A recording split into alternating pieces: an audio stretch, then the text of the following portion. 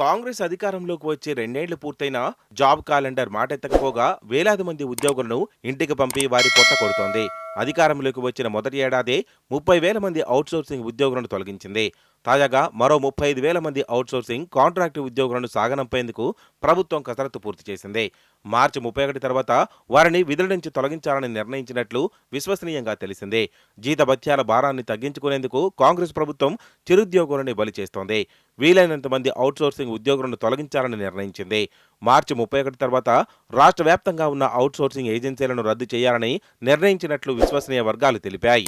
2026-27 ఆర్థిక సంవత్సరం నుంచి కొత్త ఏజెన్సీలను ఏర్పాటు చేయాలని ఆలోచిస్తున్నట్లు సమాచారం. అవుట్సోర్సింగ్ సిబ్బంది తగ్గింపు ప్రభావం కీలక శాఖల మీద పడుతున్నట్లు అధికారులు చెబుతున్నారు. ట్రాన్స్కో, జెన్కో, డిస్కమ్లతో పాటు స్టాంపులు, రిజిస్ట్రేషన్లు, ఎక్సైజ్, వాణిజ్య పన్నులు, రవాణా, ఆర్టీసీ, పురపాలక శాఖల్లో ఉద్యోగుల కుదింపు జరుగుతున్నట్లు చెబుతున్నారు. తాజాగా పంచాయతీరాజ్, రెవెన్యూ శాఖల్లో తొలగింపులు మొదలైనట్లు సమాచారం.